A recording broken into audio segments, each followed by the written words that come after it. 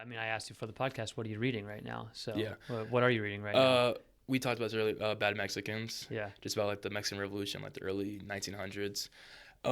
Really interesting. I like a lot of history stuff. I like listening to a lot of history podcasts, and I think that a lot of stuff going on with like the news is really interesting to kind of see how events back then kind of affects like what's going on today. Yeah. So I like that. We talked about also Dune coming out too. Gonna reread Dune Messiah? I'm gonna reread Dune Messiah. Yeah, I think I'll do that. After I saw the trailer, I was so hyped. Oh, I was so hyped too. And It got me going. They got the main villain. What's his Skyto?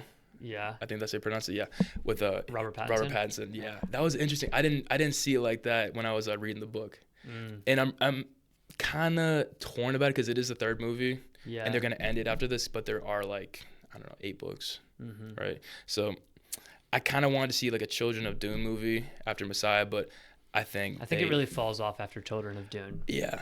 God Emperor is okay. It's because Frank Herbert passed away. He passed away, and then his son finished like book 8 and 9 or something, or 7 and 8 or something like that. I think it's a lot. I think I only got halfway through the 5th book, and it gets gets so weird. I was gonna spoil it right there. I don't want to say it. No spoilers. No spoilers on our soccer podcast for Dune here, but exactly, we are excited about it. It's a good year in movies too. You seen Project Hail Mary? Dude, I just saw it last weekend. Oh, you did? I saw it on Monday. You did? Yeah. What'd you think? I thought it was incredible. Yeah? Yeah. It's like Ryan Gosling was made to play in Project Hail Mary. My girlfriend was sobbing. Okay, I mean too. Like, yeah. And I was like, it was tearing me up. It was so good. Yeah. No, I actually really enjoyed that. And here's the thing: a lot of people, actually have some family members who were telling me about it, and they were like, they didn't like it that much because they came into it with a bunch of hype, people being like, oh, it's the best movie you'll see, blah blah blah. It's like the sister of Interstellar, but I didn't hear anything about it.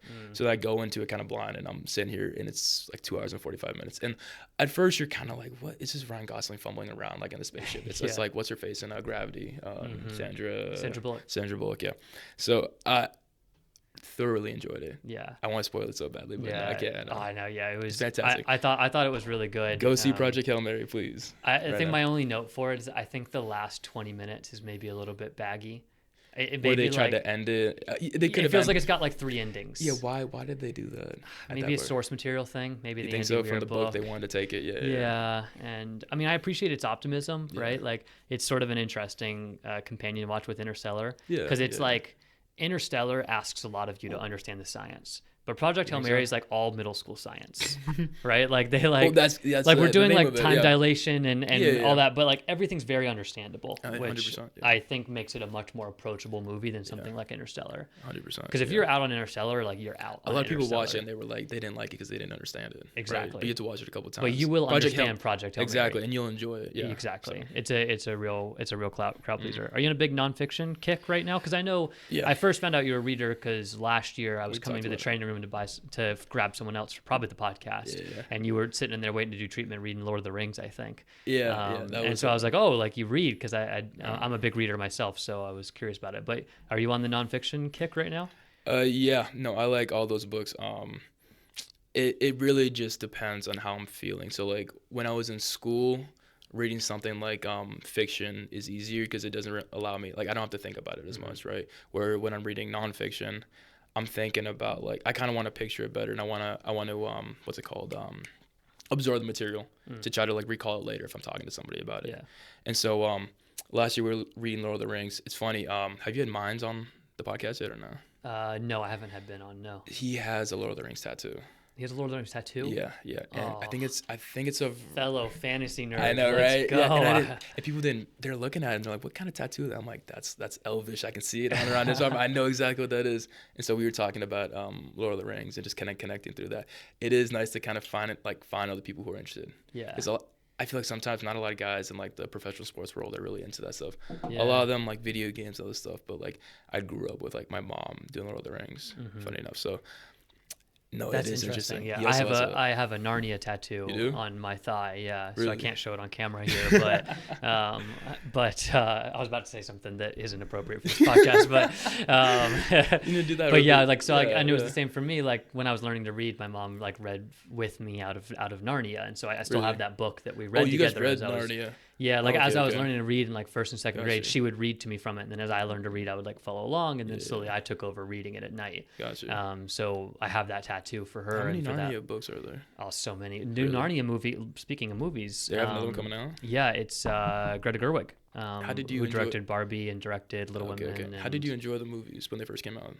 Like, did you think they were like accurate to the book, or did you like, how did you feel about And it? I mean, I wouldn't say I actually have like a real connection to the Narnia source material. Like, oh my gosh, I need like. It's more about like I read that a lot as a little kid learning how to read, but it wasn't like I read these books as a 12-year-old and they like informed my whole life. Okay, okay. So I wouldn't say like, I've watched the movies, I've read the books. It's not really like as big of a thing for me. Whereas like Harry Potter, right? Like I read all the books and then I watched all the movies and I judged it against that. Gotcha. Okay, okay. But yeah, new Harry Potter series as well. We could talk about this all day. We could. No, are you a big Harry Potter? Because I watched all the movies. I didn't read any of the books really. Oh really? Yeah, I was I a feel kind of big bad. That's Harry like Potter sacrilege, kid kind of a little bit. If growing you're like up. reading Yeah. it, yeah. Yeah, no, Did you like the Magical Beast one too? Or? I don't even think I've watched that, to be No, honest. no. So like I'm not a guy that is like a Harry Potter nerd and all I want is like more Harry Potter. Yeah. Like I loved the Harry Potter series. I loved the original movie series. I don't need another spin-off series. I don't Why I don't do they- need to why do they continue keep to doing live in this IP universe. Why do they keep doing that though? Because money. money. Yeah, it makes sense. Because money. you see with Dune, they tried to do the Dune spin-off series on HBO. Yeah, I watched it, but it's not the same as the movies. Yeah. Right, the second one was great, but then also there was another series that they did, like Game of Thrones. They tried to extend it with House of Dragon, and then there's also like there's one running right now that's actually supposed to be really good, by the yeah, way. But yeah, or that what was the Lord of the Rings one? They have Rings of Power. Rings of Power. Yeah.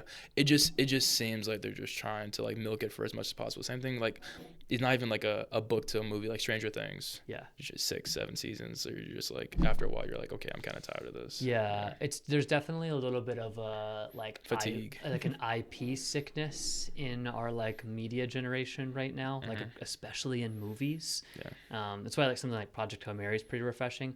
It is kind of IP because it's adapted from a book, but it But feels it's like not- an actual original story that has done well at the box office. Everyone is talking about it, and it's not like, oh, we've got to do another Marvel movie. We've got to do another Harry Potter movie. Like, in order for people to show up and spend money, that feels like we just got to keep doing the thing rather than like investing in cool original storytelling. Like Sinners last year. That was fantastic. Yeah. Like, great example of like give talented like movie People makers money, and writers like the budget to do cool original ideas, and people will go see it. Like Sinners is a great example. Project Hail Mary is a great example. And I think we're kind of swinging back around right now that right now. I think it's like they don't want to take the risk. The studios don't.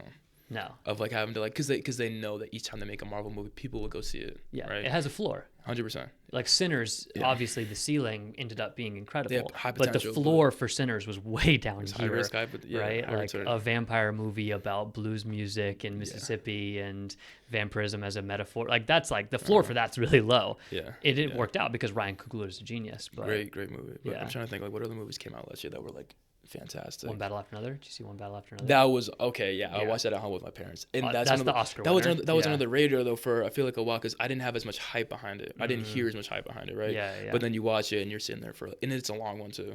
But that one was just a screenplay. That wasn't like a book. Right? It's adapted from Vineland, which is a book about. But it's like heavily adapted. The book is like based in the 80s and is like very different. So it's they really took like the ethos of Vineland and like made it into a modern day thing. Whereas something like Project Hail Mary, like just adapted a book straight through. So a little bit of a different adaptation. But do you think Project Hail Mary was better than The Martian? I actually haven't seen The Martian. Have you? I don't know. I don't know how I missed it at the time. Because you'll if you watch the movie, you'll kind of see the similarities in like the style and how he directs, or not how he directs, but how Andy Weir writes. I think he has a very specific type of like main character, like that kind of goofball energy. Exactly. I like the humor of it. That was really funny. I think I like The Martian, how they handle the humor better than because. Don't get me wrong, love Ryan Gosling and Project Hail Mary, but there's certain parts where it's like I've seen Ryan Gosling do this kind of fumbling around in other movies too. Yeah, a little bit. Yeah, but What's elevated about Project Hail Mary is the craft behind it. Yeah. It's the puppeteering, it's the sets, it's the cinematography, companionship. The cinematographer is Robert Fraser. He's the same one that did Dune 2. So like we're talking about like when you have all of those things and you have incredible writers, then you put Ryan Gosling at the center of it and it works. But if it's all that other stuff is lower tier, then what Ryan Gosling does can end up being kind of cheap, I think. Yeah. So, favorite movie of all time? What's the Do you have Letterboxd? I do have Letterboxd. Yeah, let's keep I going. have to follow you Top on four. that. Top four? Letterboxd top four. I We'll know, pull up our I know Letterboxd top immediately fours. because I love, we talked about this earlier, I love Interstellar. Okay. Because Interstellar is one of those ones where as soon as you watch it, you feel like you changed a little bit. Yeah. As cheesy as that sounds like, it's fantastic. I had, and somebody told me like you have such boy like recommended or favorite movies, and it is kind of okay. Interstellar. This is a recent Dune 2. I loved Sicario, and then One Battle After Another. Right now, I think I like to change it constantly, but like all time, there's a lot of movies. Like I grew up watching like Rudy. Yeah. Rudy was like because my mom went to Notre Dame, and it was a whole family thing. Recently, ones that I've really liked. So when I go back home, we like to like watch old movies. So we rewatched Boogie Nights. I just watched that earlier this year. Yeah. It's a cult classic. Yeah, it's fantastic. Yeah. That's Paul Thomas Anderson. That's like original Paul Thomas Anderson. He finally gets his Oscar for One Battle After Another. Exactly. No, so you are a movie buff. Yeah, I am. I'm. This is actually like I'm really into this stuff. You need to have Carver on. Yeah. He goes to the movies like twice a week. And he doesn't care if it's like a trashy movie or not. Yeah. High Fidelity, A Year Living Dangerously, and The Big Chill. I kind of like those older ones that are not necessarily like Breakfast Club, but like Animal House.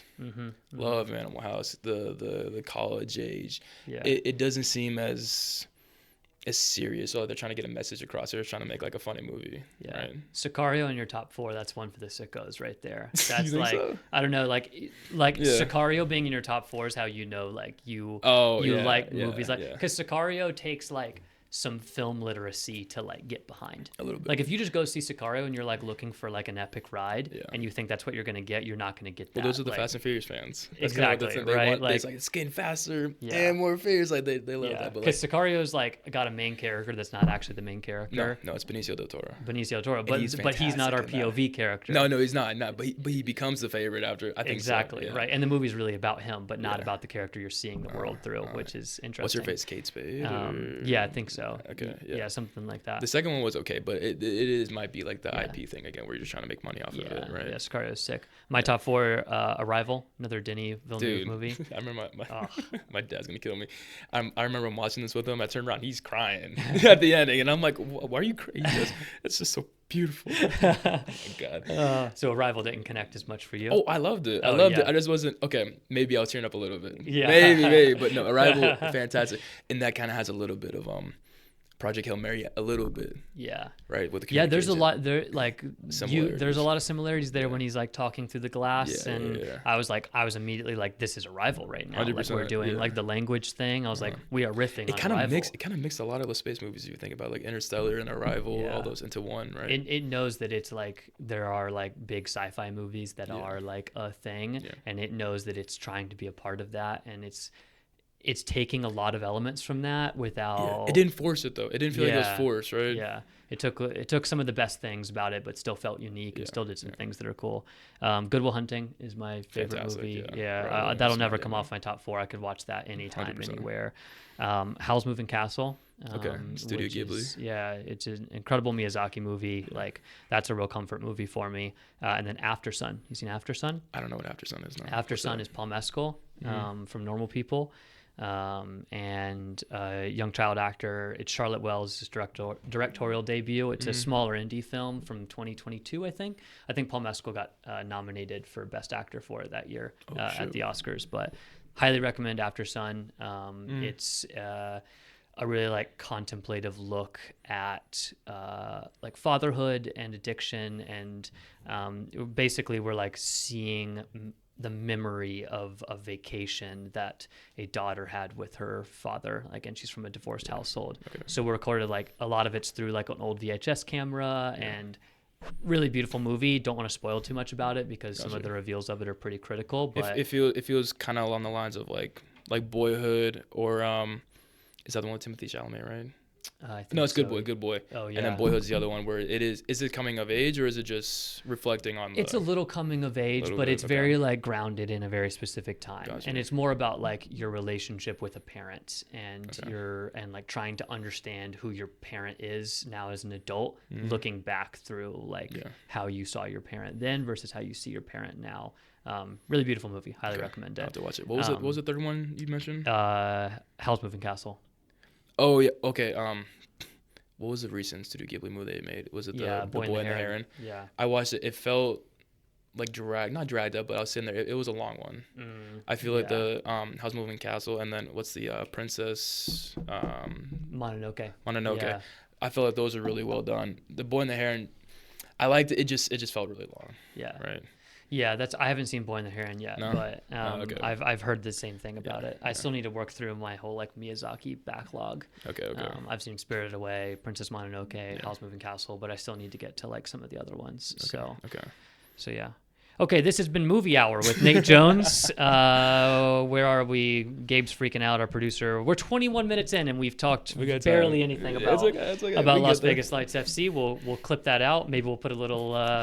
Maybe you're just now joining us because you skipped that whole section and gone to the timestamp that Gabe put in the show notes. Let's talk a little bit about on the field.